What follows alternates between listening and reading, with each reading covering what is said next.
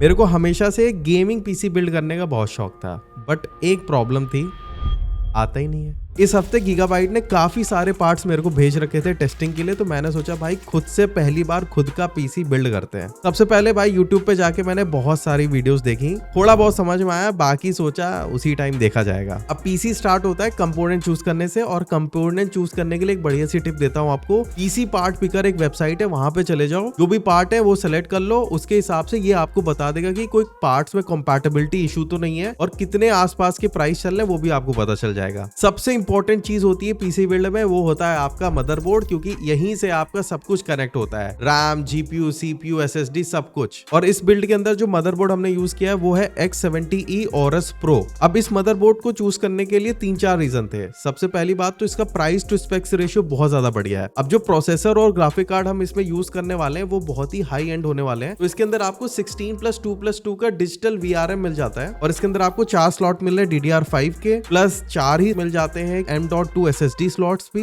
And also इसके अंदर आपको ना USB-C मिलती है, वो भी USB 4 के अंदर, मतलब 40 GB पर सेकेंड तक की स्पीड इसके अंदर आपको मिलती है, प्लस Wi-Fi 7 है, ऊपर से RGB तो देखो है ही बढ़िया। फॉर एग्जांपल इस बिल्ड के अंदर हम AMD का प्रोसेसर यूज करने वाले हैं, तो इसके अंदर जो मदरबोर्ड चूज करेंगे वो AM5 सॉकेट वाला होना चाहिए, जो कि AMD प्रोसेसर का सॉकेट होता है। और इसके अंदर ना आपका 7000, 8000 और 9000 सीरीज के सारे प्रोसेसर कंपैटिबल होते हैं। इस मदरबोर्ड का सबसे बढ़िया चीज है कि इसके अंदर टूलेस डिजाइन है, लैचेस के साथ आता है, तो बहुत इजीली सारी चीजें लग जाती हैं। पीसी बिल्ड स्टार्ट करने से पहले ना सबसे पहले जो सबसे इंपॉर्टेंट चीज है, कोई भी अगर आपके हाथ में मेटल की चीज है या इलेक्ट्रॉनिक आइटम है, सारा चीजें निकाल दो। हो सकता है कि स्टैटिक चार्ज से कुछ ऊपर नीचे हो जाए। दूसरी इंपॉर्टेंट चीज है कि एक बढ़िया सा स्क्रू ड्राइवर ले लो। देखो मेरे पास तो भाई एक पतला वाला भी था और इलेक्ट्रिक वाला था, तो दोनों रख लिए थे। अब बढ़िया सा एक प्लेन सरफेस पे अपना मदरबोर्ड रख दिया हमने। अब यहाँ पे सबसे पहली चीज होती है सीपीयू को इंस्टॉल करना, और इस बिल्ड के अंदर इस टाइम का सबसे पावरफुल गेमिंग प्रोसेसर हमने चूज किया है AMD का Ryzen 7 9800X 3D प्रोसेसर, एकदम खतरनाक। अब ये भाई पहला पीसी बिल्ड था, सबसे डेंजरस चीज होती है प्रोसेसर को लगाना। अब देखो यहीं पे मेरे को सबसे ज्यादा डर लग रहा था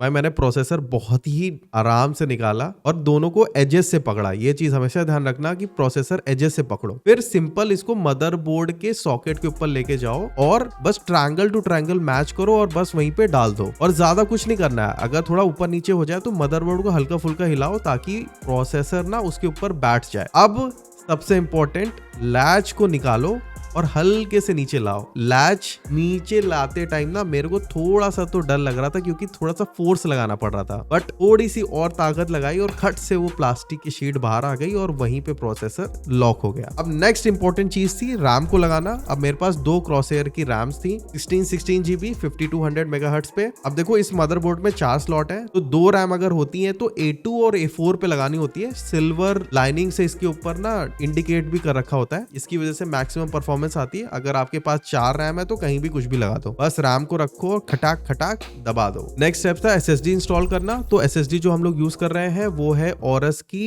Gen 4 SSD 2TB वाली। अब ना इस मदरबोर्ड के अंदर बेस्ट चीज है स्क्रूलेस डिजाइन है, सिंपल लैच खोला। थोड़ा सा यहाँ पे स्ट्रगल हुआ था, बट हाँ एंगल से डाला ना तो चली गई थी SSD अंदर। फिर इसकी हीट सिंक के ऊपर जो रैपर था उसको हटाया और सिंपली इसको इंस्टॉल कर दिया, लैच को लगा दिया और अपना SSD इंस्टॉल हो गई। नेक्स्ट स्टेप था मदरबोर्ड को कैबिनेट के अंदर इंस्टॉल करना, और जो कैबिनेट है वो हम यूज कर रहे हैं C500P गीगाबाइट का, और पूरा का पूरा ब्लैक केस है। साइड में फैंस पहले से इंस्टॉल हो रखे थे। कैबिनेट नीचे रखा। अब यहाँ पे ना आराम से मदरबोर्ड को उसके ऊपर प्लेस कर दिया। अब ना यहाँ पे थोड़ा सा वो दिक्कत आई थी मेरे को स्क्रूज को मैच कराने में, और पीछे के साइड जरूर देख लेना, जो आपकी जो आउटपुट पोर्ट्स वाला जो शीट होती है मदरबोर्ड की, वो अच्छे से फिट इन होनी चाहिए, तभी उसके बाद आप उसको टाइट करना शुरू करना मदरबोर्ड को। एंड मदरबोर्ड में ना जो स्क्रूज होते हैं ना, वो देख लेना कि ज्यादा टाइट ना करो, हल्के हल्के बहुत धीमे धीमे टाइट करना है। अब देखो हम तो पीसी बिल्ड कर रहे हैं पहली बार, तो सबसे पहली गलती मेरी यही हुई थी कि जो कैबिनेट और मदरबोर्ड के साथ स्क्रूज मिलते हैं ना, उनको थोड़ा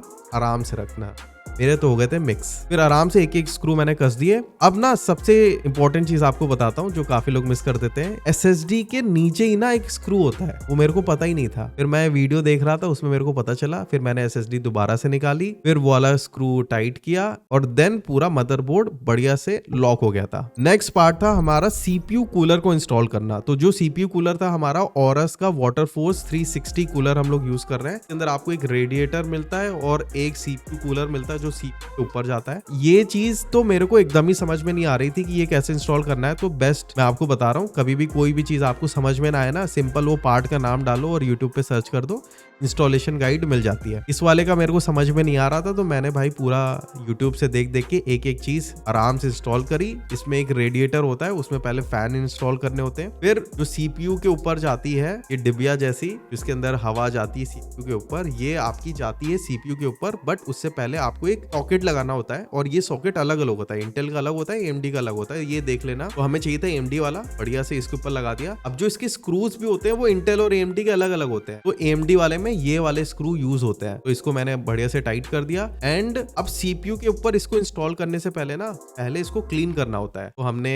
जो अल्कोहल यूज होता है आइसोप्रोपाइल वाला, उससे दोनों सरफेसेस को साफ कर दिया था। थर्मल पेस्ट ना पहले से इंस्टॉल नहीं था, तो मैंने एक थर्मल पेस्ट मंगाया था। अब थर्मल पेस्ट को लगाने के ना बहुत सारे तरीके होते हैं। कोई एक्स बनाने को बोल रहा था, कोई डॉट लगाने को कह रहा था। अब मैंने पता नहीं एक्स लगाया डॉट लगाया, दोनों खराब हो गए। मैंने भाई उसके साथ प्लास्टिक की शीट आती है, उससे आराम से पूरा फैला दिया। अब ना थर्मल पेस्ट मेरा जब थोड़ा बहुत आर पार भी चला गया था, इधर उधर फैल गया था, बट मैंने नेट पे पढ़ा इससे कोई दिक्कत नहीं होती है, क्योंकि ये नॉन कंडक्टेंट होता है, थोड़ा बहुत इधर चला जाए तो कोई दिक्कत नहीं है। फिर जस्ट कूलर को इसके ऊपर इंस्टॉल कर दिया, सारे नटवर्क टाइट कर दिए, क्रॉस में टाइट करना और हल्के हल्के टाइट करना, बहुत ही ज्यादा कस मत दो एक साथ ही। अब ना इस केस के अंदर ना आपको एक सेंट्रल LED हब मिलता है, तो जो इसके अंदर LED वाली वायरिंग थी वो हमने पीछे से निकाल के LED वाले में लगा दी। एंड जो पावर वाला था वो पावर CPU फैन जो था इसके ऊपर वहां पे लगा दिया। अब नेक्स्ट था इंस्टॉल करना पावर सप्लाई। अब जो पावर सप्लाई हम लोग यूज कर रहे हैं वो गीगाबाइट की 850 वॉट की गोल्ड स्टैंडर्ड की पावर सप्लाई है।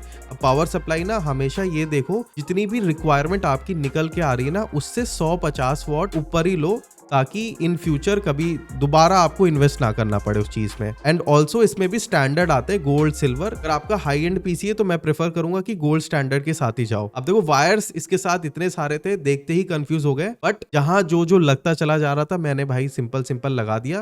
यूट्यूब वीडियो देख रहा था उसी साथ लगाते चला गया। पावर सप्लाई का जो फैन होता है ना वो नीचे के साइड होना चाहिए ताकि वो आउटफ्लो कर सके एयर को, तो हमने वहां से उसको फिट कर दिया और सिंपल एक्स में नट लगा के कस दिया। अब एक चीज ध्यान रखना, जो सबसे बड़ी गलती होगी, वायर्स ना पहले ही लगा लेना, सारे जितने बचे हो एक दो एक्स्ट्रा लगा के रख देना, क्योंकि जो साटा वाले वायर होते हैं वो मेरे को लगा पहले कि यार ये क्यों यूज होंगे, फिर बाद में पता चला यार यही जो वायर्स होते हैं वो आपके RGB को पावर देने के लिए यूज होते हैं, तो वो वाले लगा देना जरूर। ये नहीं कि भाई साटा यूज नहीं कर रहे हैं तो ये क्यों लगाना। अब ना वायरिंग आप GPU लगाने के बाद ही करना। तो सबसे पहले GPU को इंस्टॉल करते हैं। जो GPU हम लोग यूज कर रहे हैं वो AMD का Radeon का 7900 XTX 24GB वाला है, एकदम टॉप लाइन। और इसको भी लगाना ना सिंपल ही था, ऐसा कुछ बहुत टिपिकल चीज नहीं थी। और इस मदरबोर्ड के अंदर आपको एक बढ़िया फीचर मिल जाता है, सिंपल बटन दबाओ, आपका वो ग्राफिक कार्ड वाला जो सॉकेट होता है वो ओपन हो जाता है। एंड इसको लगाना थोड़ा सा मेरे को यहाँ पे डर लग रहा था कि पता नहीं लग रहा है कि नहीं लग रहा है। इसको आराम से प्लेस किया, इसको पहले हमने मदरबोर्ड पे लगा दिया। फिर साइड में ना आपको जो बैक साइड से है, जो केस के अंदर कुछ स्क्रूज होते हैं जो मेरे शुरुआत में खो गए थे,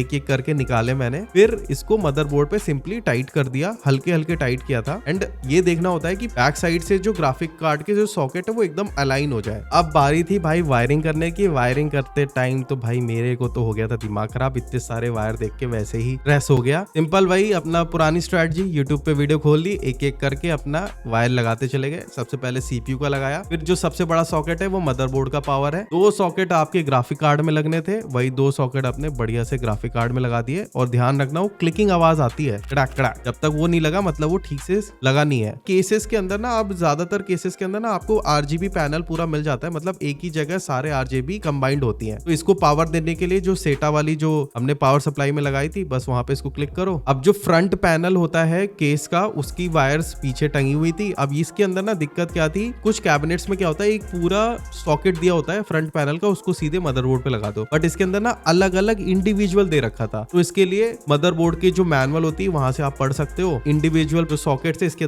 ऊपर भी नाम लिखा हुआ था, उस हिसाब से फ्रंट पैनल में हमने इसको ऐड कर दिया। पीछे जो कैबिनेट के जाती है वहां भाई मैंने वायरिंग का ज्यादा कुछ नहीं किया, जैसे था वैसे ही छोड़ दिया। अब देखो सारा कनेक्शन वनेक्शन सब हो गया था। अब सिंपल था, पावर ऑन करो, कनेक्शन चेक करो सब सही है कि नहीं है, वरना तो मत्था पकड़ लो। सिंपल हमने भाई पावर सॉकेट लगाया, स्विच ऑन किया एंड पावर बटन दबा दिया एंड वल्ला एलईडी ऑन हो गई सब। अब देखो हमारे पास सब कुछ ऑन हो गया था, बट अब हम लोगों को इसके अंदर विंडोज चाहिए थी। तो विंडोज डालने का सिंपल सा तरीका है, पेन ड्राइव में आप बूट इमेज बना लो। यूट्यूब पे बहुत सारी वीडियोस पड़ी हैं, सिंपल है, ज्यादा टाइम नहीं लगता है। सिंपल उसको हमने लगाया, सीपीयू को स्क्रीन से कनेक्ट कर दिया, पेन ड्राइव को उसमें लगा दिया। इस वाले मदरबोर्ड में F12 दबाने से आपका बूट मेन्यू खुल जा रहा था, यहाँ से हमने बूट मेन्यू खोल दिया एंड यहीं से ही विंडोज को नॉर्मली इंस्टॉल कर दिया एंड बूम पीसी हमारा ऑन हो गया। अब शुरुआत में ना वाईफाई नहीं चल रहा था, तो उसका हमने सिंपली सबसे पहले ड्राइवर साइबर इंस्टॉल करे, जो भी थे आपके ग्राफिक कार्ड के, प्रोसेसर के जितने भी ड्राइवर से सारे इंस्टॉल करे। उसके बाद वाईफाई सब कुछ साउंड वाउंड सब आ गया। अब सबसे इंपॉर्टेंट होता है बेंचमार्क